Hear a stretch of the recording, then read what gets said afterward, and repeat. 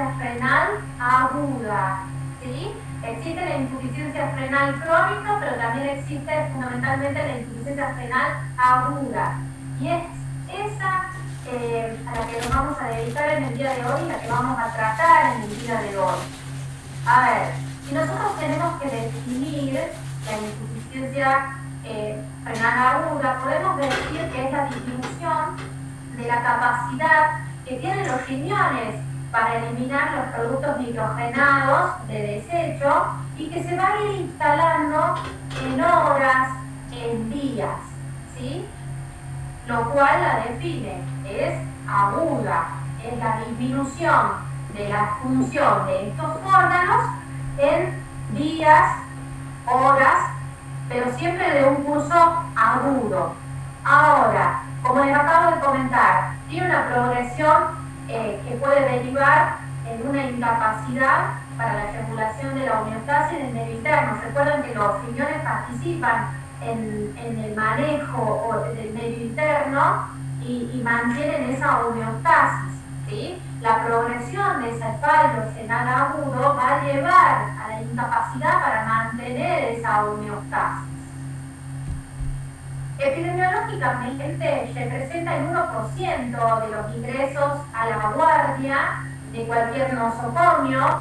La incidencia en pacientes respecto a pacientes internados representa un 5%, lo cual tiene una mortalidad variable. Fíjense que representa un 10% para el tipo de fallo renal agudo a partir de una necrosis tubular aguda, pero de un 100% en el contexto de un fallo multiorgánico que, por supuesto, es una situación que requiere asistencia respiratoria mecánica.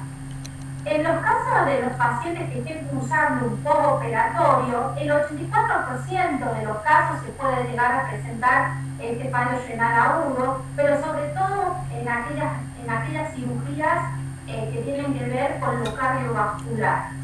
Y en el caso de un paro cardiorrespiratorio, post-paro cardiorrespiratorio, se puede presentar en un 30%.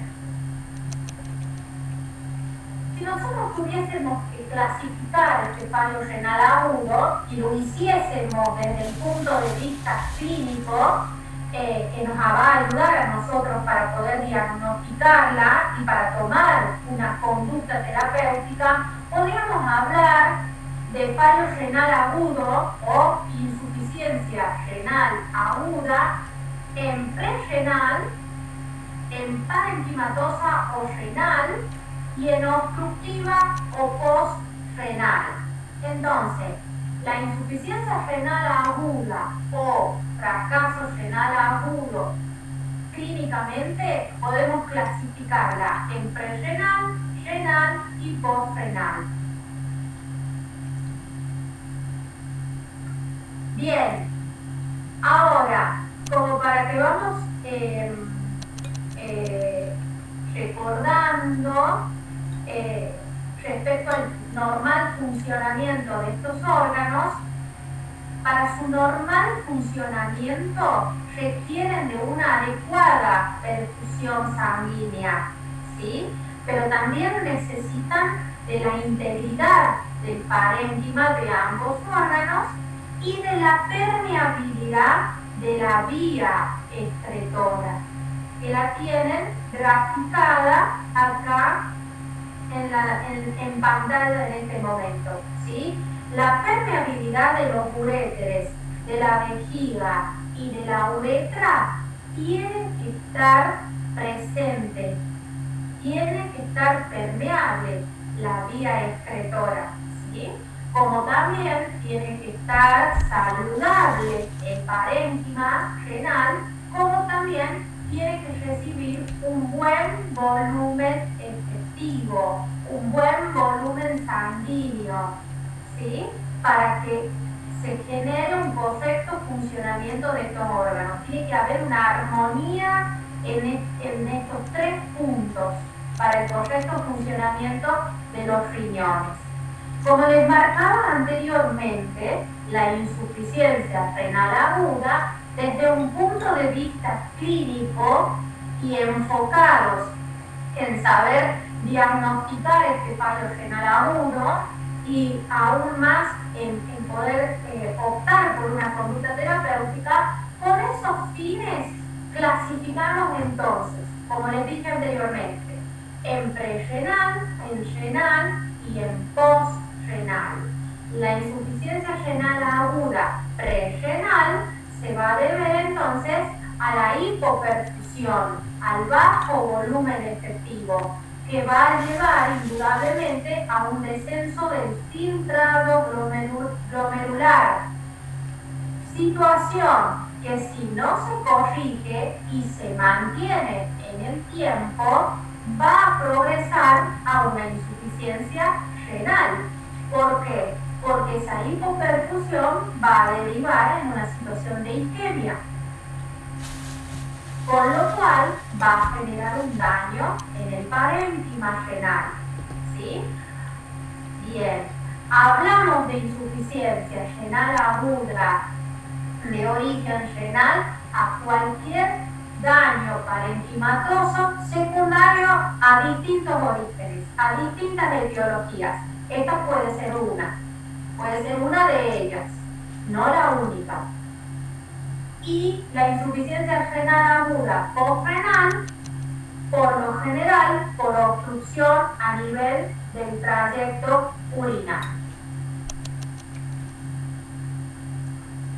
Si esto está entendido y está claro, podríamos enfocarnos ahora en lo que tiene que ver con las causas. ¿Sí? Como veníamos hablando recién, la depresión real del volumen circulante, del volumen efectivo, a partir de distintas situaciones clínicas. Lo que se marca acá son distintas situaciones clínicas, pero no son las únicas. Lo que sí tienen que tener ustedes como concepto es que dentro de las causas de la insuficiencia renal aguda de origen prerrenal, una de ellas es la depresión de volumen, que se puede dar por vómitos profusos, por supuesto, no es cualquier vómito, la diarrea, las situaciones de aspiración gástrica, la hemorragia, la diuresis excesiva, otras causas también de bajo volumen efectivo, como la falla cardíaca congestiva, el síndrome nefrótico, la cirrosis, el tercer espacio, que se produce muchas veces en una pancreatitis o en una peritonitis, situaciones que deriven en hipotensión arterial, como la sepsis, el shock cardiogénico, el tromboembolismo, el taponamiento cardíaco, algunas drogas que modifiquen el volumen circulante también, algunas cirugías que generen hemorragias importantes intraoperatoriamente o que deriven en pérdidas de fluidos en forma importante, o procedimientos quirúrgicos que impliquen que dentro del procedimiento se tenga que clampear la aorta. Son algunas situaciones que pueden derivar en un fallo renal agudo de origen prerrenal. ¿Sí? La disminución de la perfusión del órgano que revierta rápidamente cuando se corrige la causa que la motiva. ¿Sí? Ese concepto también, a tenerlo bien presente. La insuficiencia renal aguda de origen prerrenal va a, si el motivo, la causa, cual fue el origen de esa insuficiencia renal aguda prerrenal, si se corrige, revierte rápidamente la situación. ¿Sí? La alteración funcional está presente, pero no hay daño estructural en el riñón en este tipo de insuficiencia renal. ¿Sí?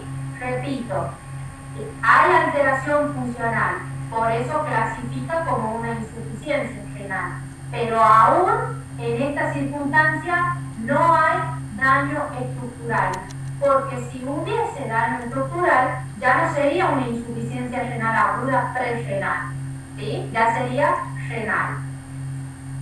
Bien, dentro de la renal o intrínseca o parenquimatosa, también la pueden encontrar en la bibliografía bajo esa denominación, dentro de sus causas vamos a marcar aquella insuficiencia por lesión de los grandes vasos, arterias o venas, aquella por lesión en la microcirculación y en el glomérulo, entendiendo por esta a las glomerulonefritis, a la asociada por trastornos hematológicos y aquella por afectación de medianos y pequeños vasos. ¿Sí? Acá existe una lesión anatómica de cualquiera de las estructuras, ya sea el glomérulo, el sistema tubular, el intersticio o los vasos, ¿sí? Que esto no es ni más ni menos que la nefrona, lo que venimos hablando en las clases previas, ¿sí? Recuerden que la unidad funcional era la nefrona, y la nefrona está formada por el glomérulo, el sistema tubular, las arteriolas aferentes, eferentes, ¿sí? Donde estuviese ubicado el problema y que genera una lesión anatómica, va a poder derivar en una insuficiencia renal o intrínseca.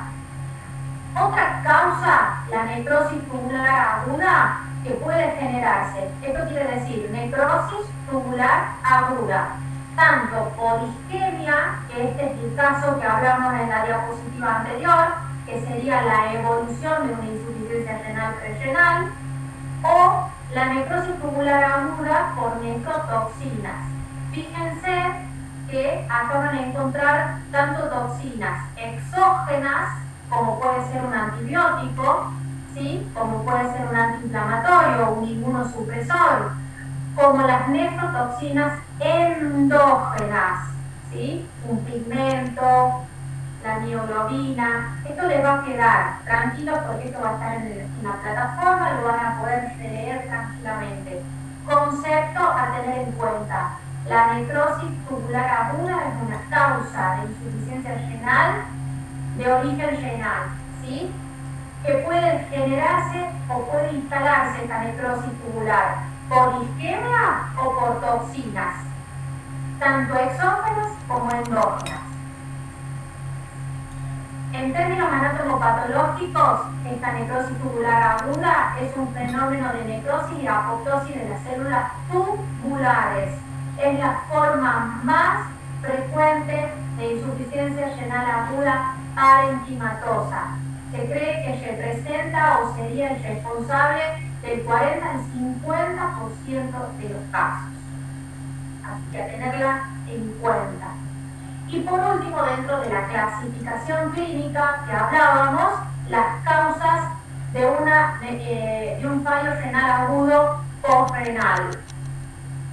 Por una alteración a nivel pielo-ureteral, ya sea de la luz o extra de la luz, es decir, de fuera hacia adentro.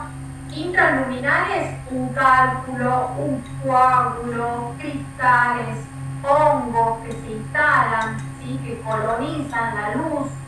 Extraluminales, es decir, de afuera, tumores, por ejemplo, de órganos vecinos. Recuerden que el sistema excretor o el conducto excretor está en vecindad con otros órganos, como por ejemplo en el caso de la mujer, el útero, ¿sí? Muchas veces hay masas tumorales que se instalan o que se desarrollan en el cuello del útero y que al ir creciendo comprimen a estructuras vecinas, como por ejemplo los uréteres, ¿sí? O en el caso del hombre, la próstata. Por supuesto no son las únicas causas, acá les dejo el listado de otras causas de compresión extraluminal. O el problema podría también estar instalado en otro nivel del sistema excretor, como puede ser a nivel de la vejiga, tanto por una lesión que esté ubicada en la luz de la vejiga, en la pared de la vejiga o de afuera que moleste al órgano, a la vejiga, ¿sí? Puede ser cálculos, coágulos, tumores de órganos vecinos que crecen y comprimen a la vejiga también, ¿sí?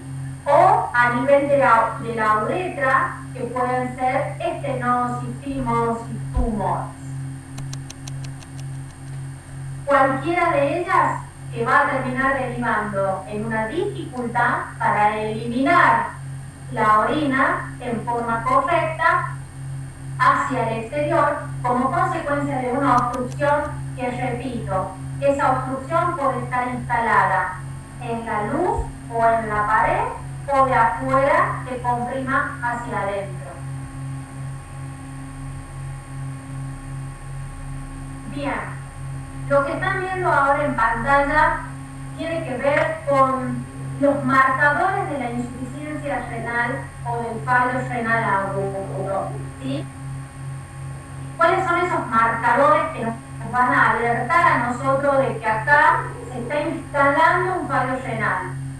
Luego vamos a ver si es agudo, es crónico o, si es prerenal, renal o renal, pero sí marcadores que nos van a estar hablando a nosotros o nos van a estar alertando de que se está generando, se está instalando este fallo renal agudo, ¿sí? La urea que puede variar no solo en relación con modificaciones que puede ir teniendo el filtrado glomerular, sino por otras circunstancias como puede tener que ver el aporte proteico o el catabolismo muscular.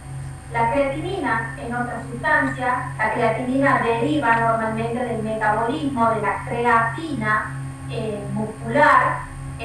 Normalmente esta creatina se filtra a nivel del glomérulo y se excreta sin ser ya absorbida en el sistema tubular, metabolizada o secretada a nivel tubular, ¿sí? Cuando el filtrado glomerular desciende, la concentración de creatinina aumenta, ¿sí? El filtrado glomerular se altera. Cuando el filtrado glomerular por algún motivo se altera, los valores de creatinina en sangre van a aumentar. Sérica quiere decir eso, en sangre, ¿sí? Y el filtrado glomerular, determinar el filtrado glomerular de un paciente. La determinación del aclaramiento de una sustancia. ¿Qué sustancia por excelencia? La creatinina. Entonces, distintas situaciones como la desnutrición, la atrofia muscular, las amputaciones de extremidades, esto también a tenerlo en cuenta porque actualmente hay cada vez más frecuente, hay un porcentaje alto de pacientes amputados por patologías crónicas o por traumatismos que van a generar una alteración a nivel de este filtrado glomerular. ¿Cómo podemos nosotros calcular o conocer ese filtrado glomerular? Bueno, existe una fórmula que ustedes la están viendo en pantalla en este momento, que la pueden poner en práctica, aunque sí es cierto también que hoy en día existen distintos métodos para hacerlo rápidamente mediante calculadoras, pero existe esta fórmula que es aplicable, ¿sí? Clean de creatinina, que lo correcto es expresarlo en mililitros por minuto, donde nosotros vamos a calcular, fíjense, 140 menos la edad por el peso, por una constante que es 0,85 en caso de que el paciente, o de que el paciente que estamos tratando sea una mujer,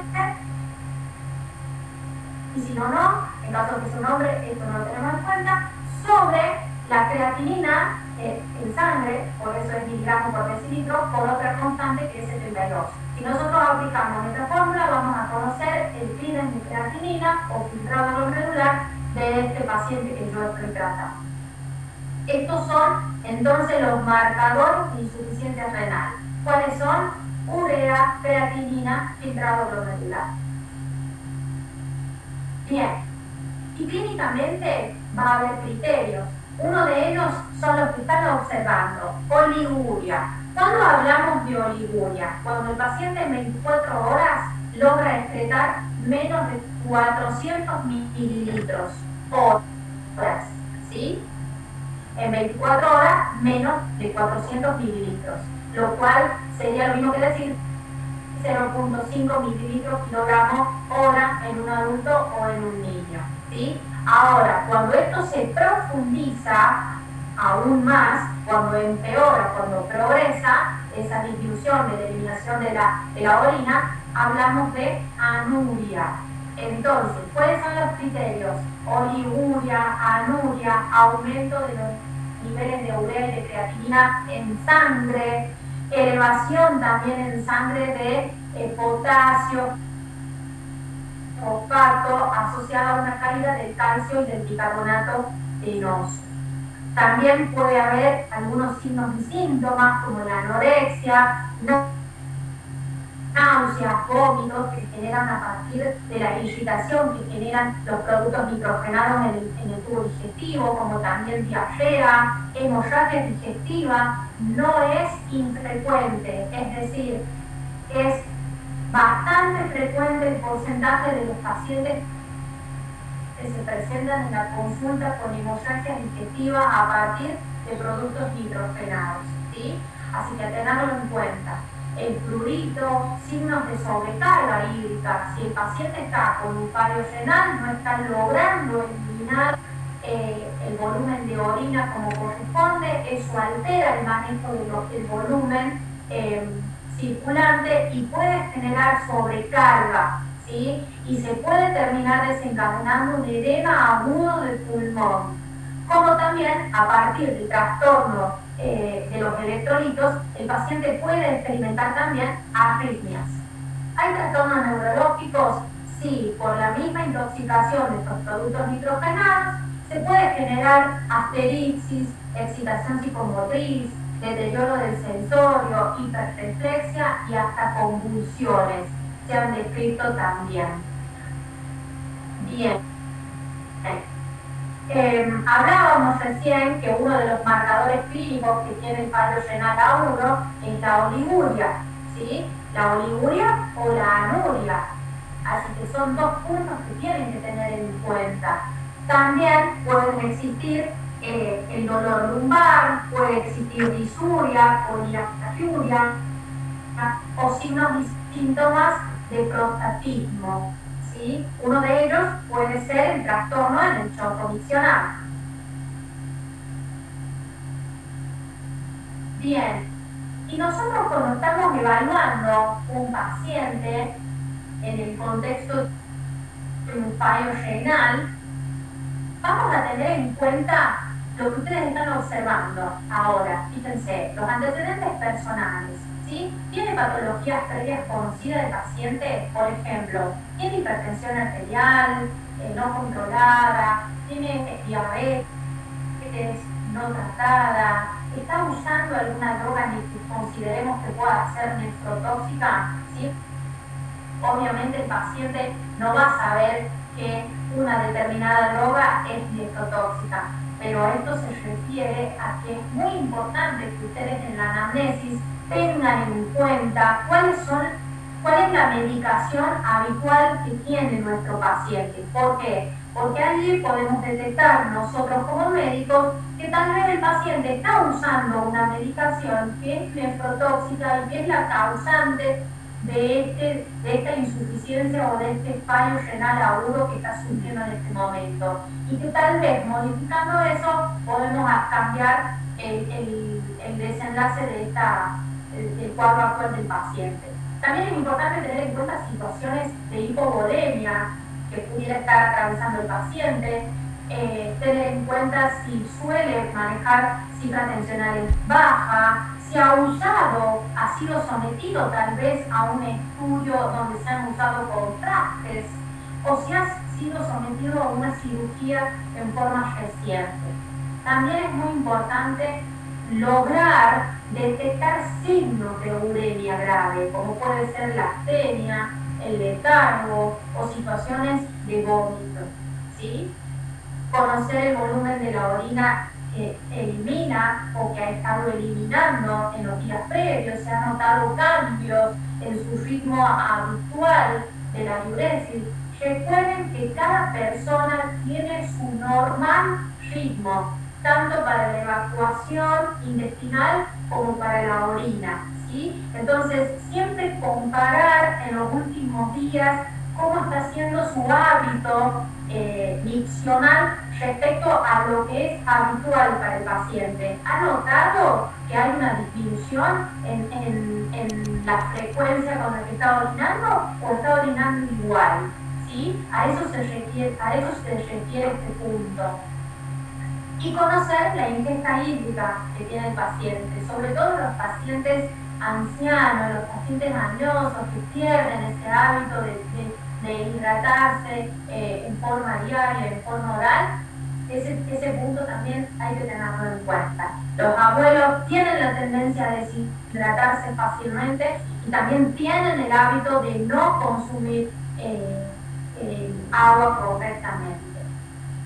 Luego de haber hecho una correcta anamnesis, de haberse ubicado perfectamente en qué escenario está el paciente que ustedes están evaluando en este momento, sí es muy importante tener un laboratorio, ¿sí? Es importante solicitar, acá yo les he puesto los puntos más relevantes respecto al fallo renal agudo, el hemograma, ¿sí? Si hay un proceso renal agudo, no tiene por qué estar alterado el recuento de glóbulos rojos. Y si está alterado el recuento de glóbulos rojos, este paciente ha estado con una hemorragia, ¿sí? O aguda, o es una anemia, un síndrome anémico crónico que nos hablaría de un proceso más crónico y no de un fallo renal agudo, ¿sí? Por eso es importante que veamos el hemograma, es importante que observemos su glucemia. Tal vez un paciente que tiene diagnóstico de diabetes y lo desconoce y ha estado conviviendo con esa situación en forma silenciosa y no hubo nada que lo llevara a detectar esa situación. Y les acabo de mencionar anteriormente, la diabetes no controlada en el tiempo, con los años, puede derivar en una nefropatía y por lo tanto en una insuficiencia renal. Sí, necesitamos conocer en sangre el valor de urea y creatinina. Recuerden que son marcadores, que lo hemos visto en la diapositiva anterior. El ionograma, el sodio, el potasio, el cloro, es importante conocerlo en este momento. Dijimos dentro de la definición de insuficiencia renal aguda que se perdía la homeostasis, la progresión, el perpetuar esa situación de fallo renal agudo en un paciente, indudablemente va a alterar la homeostasis. Y si está alterada, se va a alterar no solamente el ionograma, sino también el estado ácido-base. El estado ácido-base nos va a hablar del pH, nos va a hablar del bicarbonato.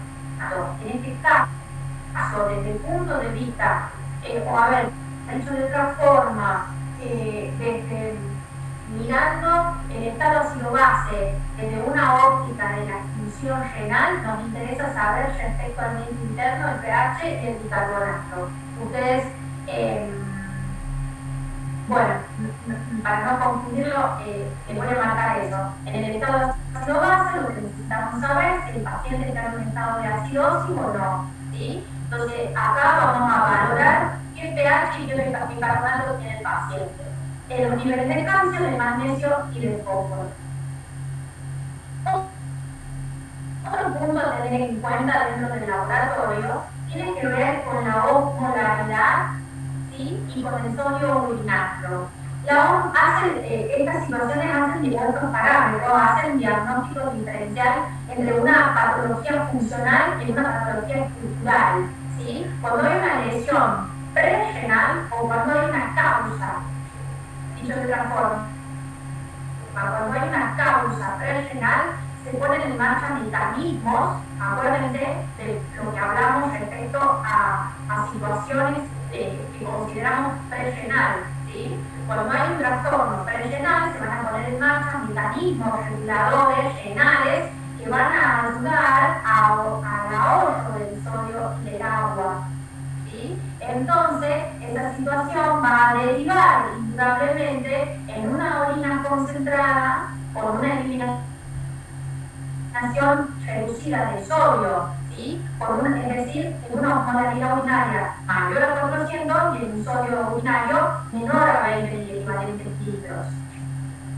Cuando la afección no es prerrenal y es parenquimatosa o renal, va a llevar a que exista la imposibilidad de ahorrar agua y sodio, ¿sí? Por lo tanto, o con lo cual se va a generar una osmolaridad urinaria menor a 350 con un sodio urinario más alto, es decir, mayor a 40 miliequivalentes por litro.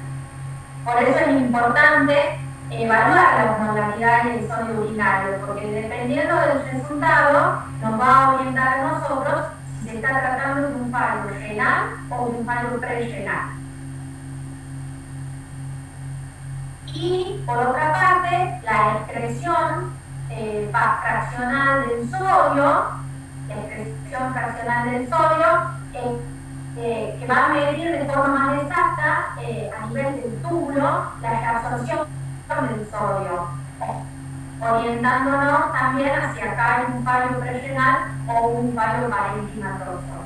Sería a los fines de orientarnos dónde podría estar el problema. Si estamos ante un fallo renal A1, prerenal o renal. Bueno, también dentro del laboratorio, otro parámetro que podemos tener en cuenta, o por lo que ustedes se pueden llegar a encontrar, es el índice urinario sedimento, donde la densidad urinaria es uno de los puntos que nos suele informar la orina completa, ¿sí? Que nos habla de la densidad de la orina del paciente, si es mayor a 1020 o es menor a 1010. También, eso nos va a marcar o nos va a ir orientando si es un fallo prerenal o un fallo renal y sobre todo por necrosis tubular. Bueno, acá en este diapo está resumido todo lo que venimos viendo anteriormente. Chicos, ¿hasta acá vamos bien? Sí, profe. Sí, doña. Sí, profe. Bueno, genial. Les pregunto porque por ahí no sé si seguimos conectados o cómo vamos. Bueno, en esta diapositiva resume todo lo que venimos hablando en las diapositivas anteriores respecto al laboratorio que se va a generar, a las alteraciones en el laboratorio que se va a ir generando dependiendo de la causa de la insuficiencia renal aguda. Pero hay un punto dentro de todo esto, para no ser reiterativa, que quiero que se enfoquen y que miren. En el sedimento urinario, respecto a la necrosis tubular aguda, es decir, al fallo renal de origen renal, va a existir la presencia de cilindros granulosos y cilindros hialinos, ¿sí? Como también en la glomerulonefritis va a haber cilindros hemáticos, como cuando también hay una lesión en el intersticio, se pueden generar cilindros leucocitarios.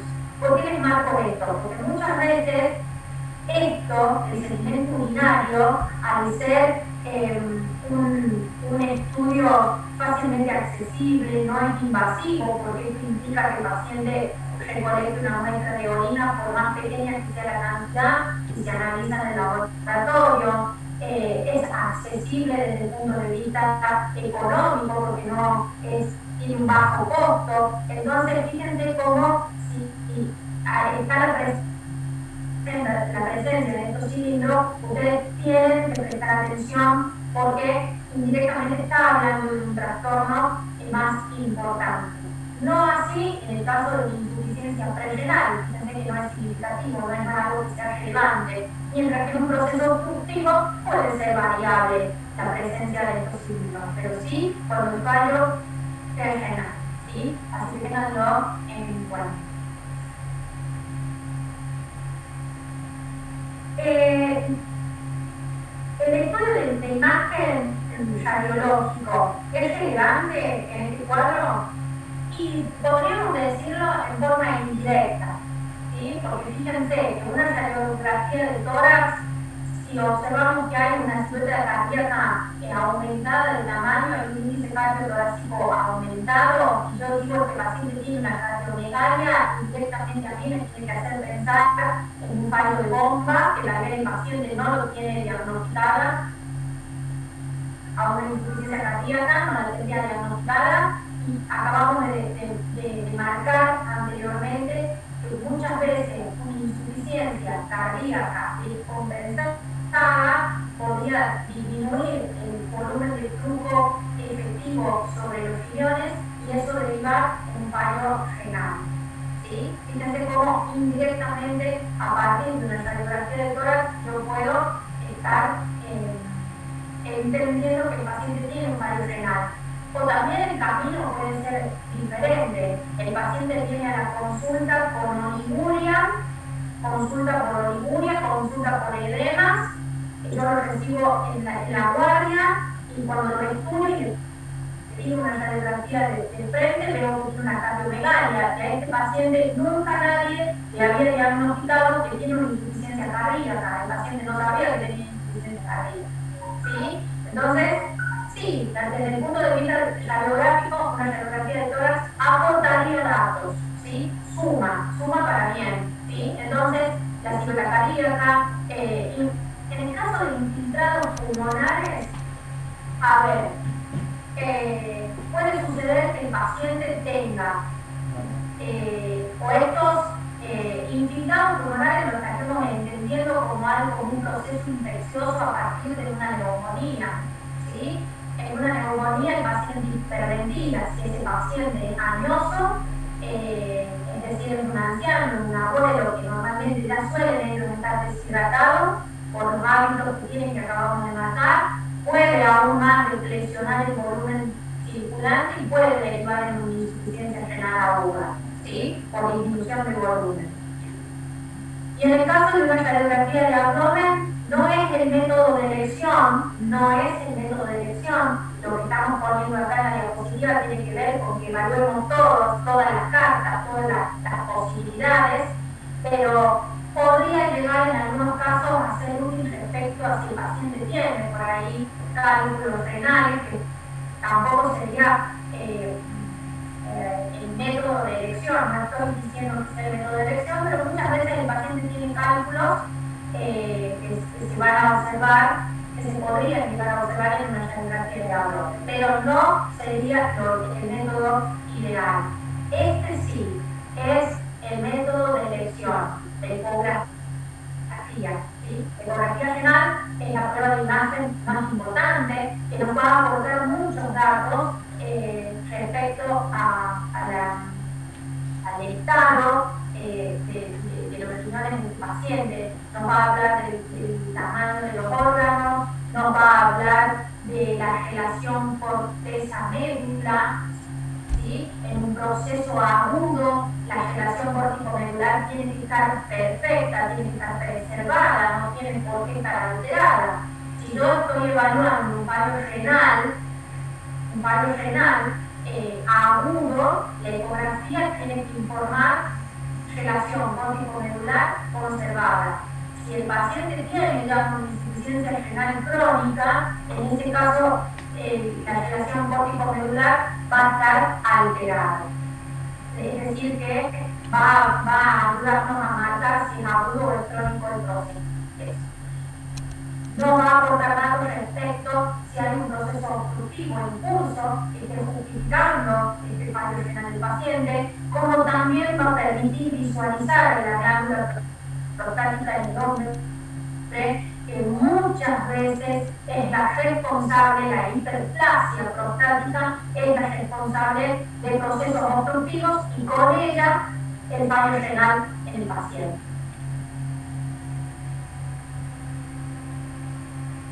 Bien, la ecografía Doppler, que valora el flujo y las resistencias vasculares, es útil en la patología vascular renal. ¿Sí? Cuando nosotros vamos descartando distintas causas, podemos solicitar un ecodoppler renal para poder evaluar si hay un proceso obstructivo vascular renal. ¿Y qué pasa respecto a la tomografía abdominal? En situaciones en las cuales la ecografía no me esté aportando todos los datos que yo necesito y existan dudas de que hay algo inconcluso, podemos nosotros progresar a una tomografía abdominal. No estoy diciendo que la tomografía de abdomen sea el método complementario directo que yo voy a solicitar ante un paciente con una insuficiencia renal. No. Dije anteriormente que la ecografía abdominal aún hoy sigue siendo el método de elección o sigue siendo la prueba más importante para evaluar un paciente con insuficiencia renal y muchas veces suficiente. Pero hay algunos otros casos en los cuales necesitamos valernos de una tomografía abdominal como aprovechamos esto, disección de la aorta.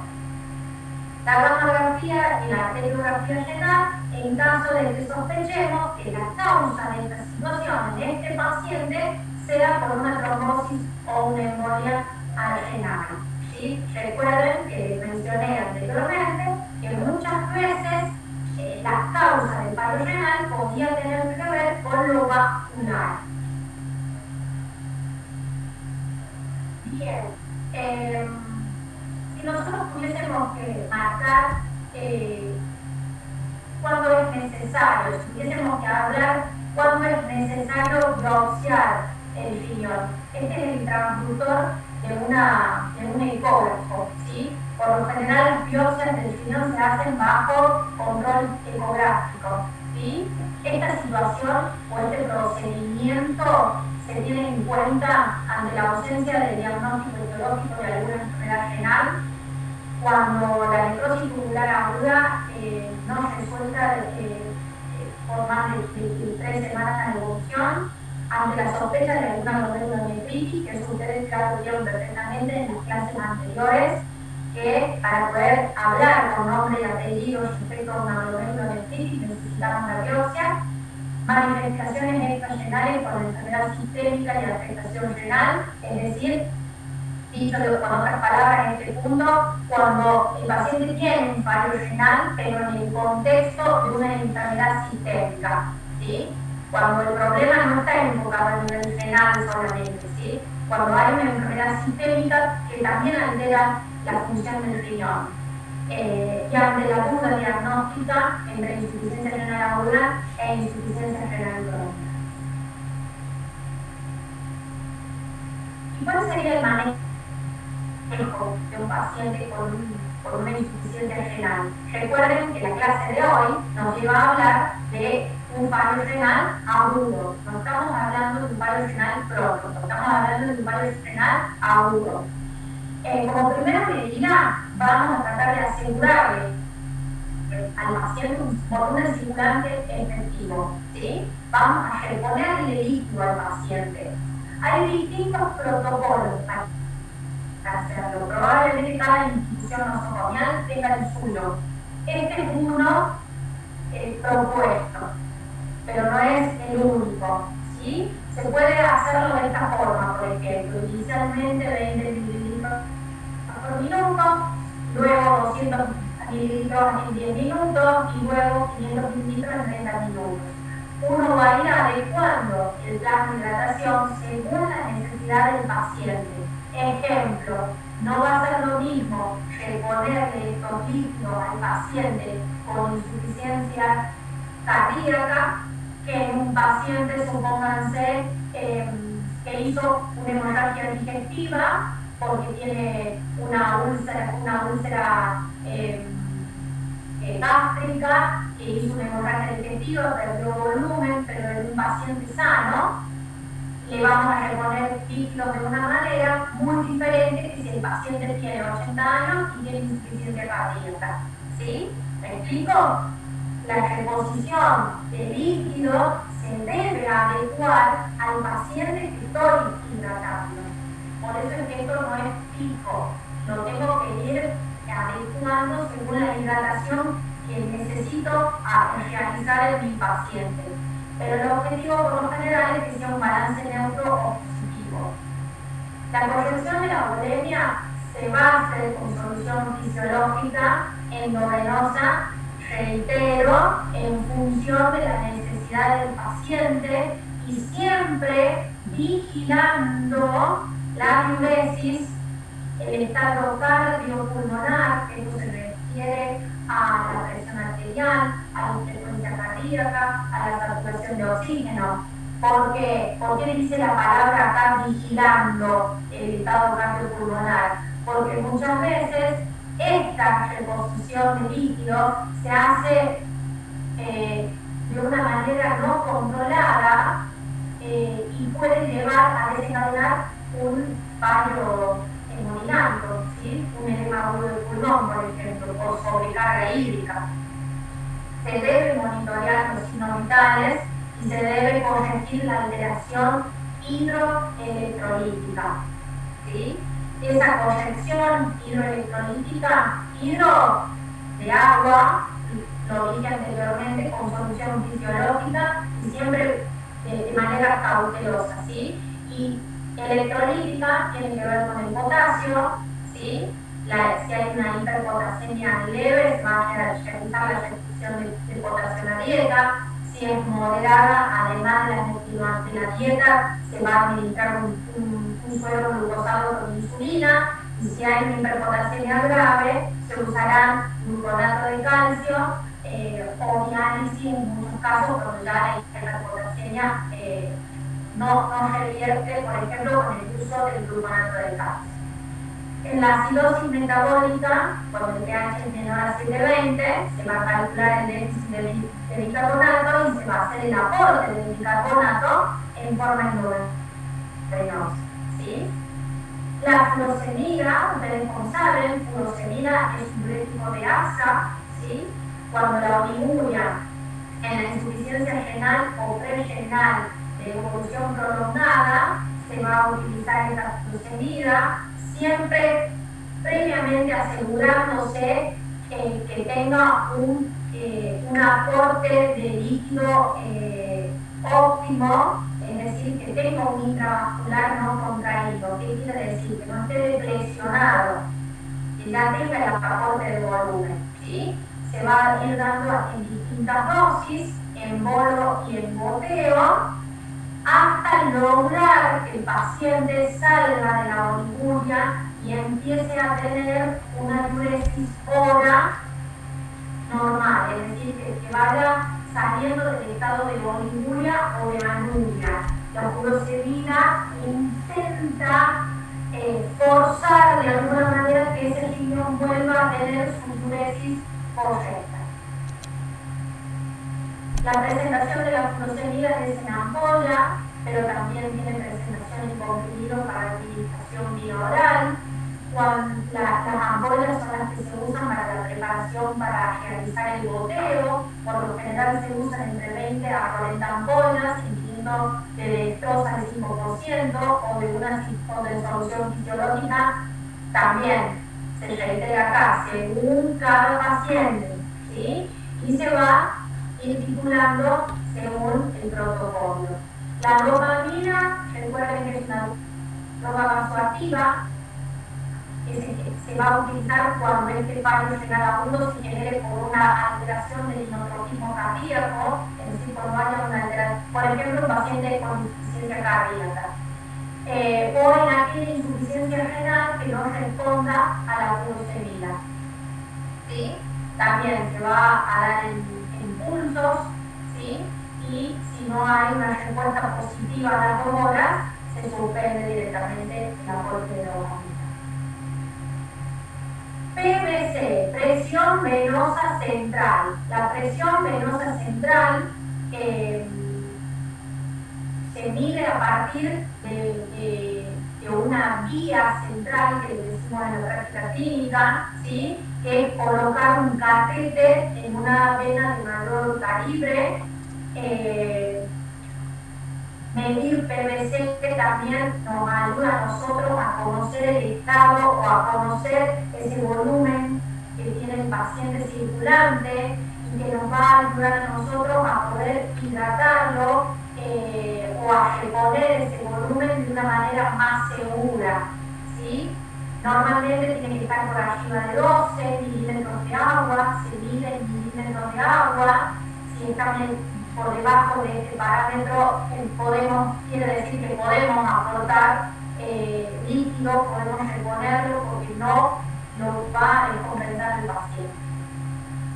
Esto cuando existe oliguria en un paciente con miocardiopatía dilatada o antecedentes de insuficiencia cardíaca, en un paciente séptico, en un paciente con requerimiento de drogas inotrópicas, cuando hay insuficiencia cardíaca, cuando hay insuficiencia renal crónica descompensada y cuando no tengo certeza respecto al diagnóstico. En estas situaciones, más oliguria, necesito que el paciente tenga una vía central para poder medir esta presión venosa central y poder reponer líquidos de una forma más segura, es decir, que yo al reponer líquido no lo vaya a descompensar al paciente. Porque si supónganse el paciente tiene antecedentes de insuficiencia cardíaca y está cursando con insuficiencia renal aguda, al reponerle líquido podemos nosotros compensar esa falla de bomba de base que tiene el paciente, con lo cual estaría en riesgo la vida del paciente. ¿Sí? Entonces, para no poner en riesgo la vida del paciente, para reponer líquido de una manera más segura, necesitamos en este paciente, en el contexto de una cardiopatía o de una insuficiencia cardíaca, colocar un catéter central para poder medir PVC y según esta presión venosa central ir reponiendo líquidos de una manera más segura. En el caso de la insuficiencia renal o renal, vamos a restablecer el flujo urinario. Ese va a ser nuestro objetivo. Esa obstrucción, tratar de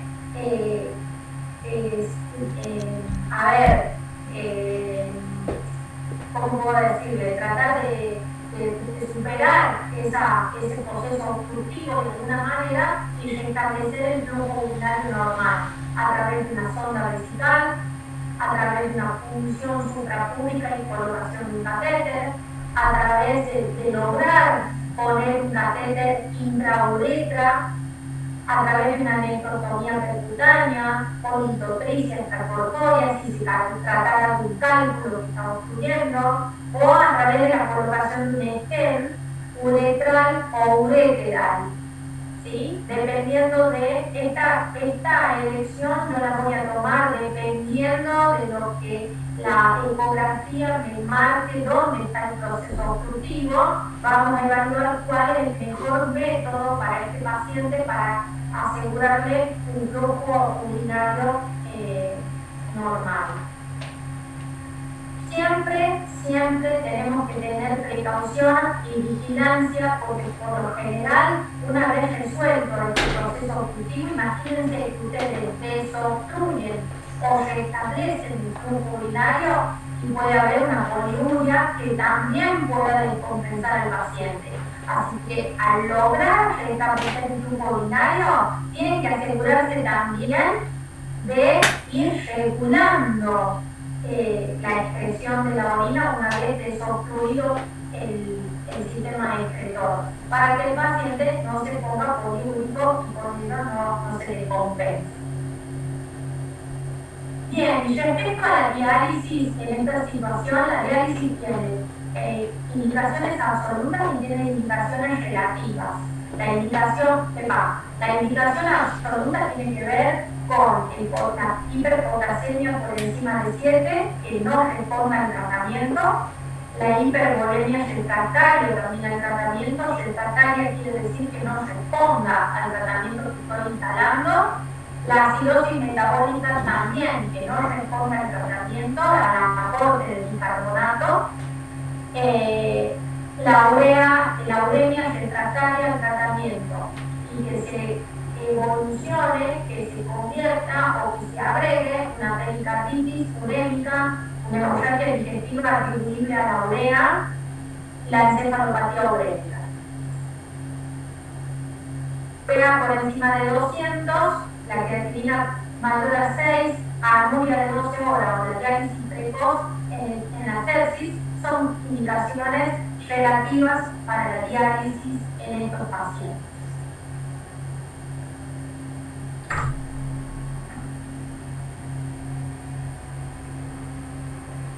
Bien. ¿Cómo están? Bien, doctora. Bien,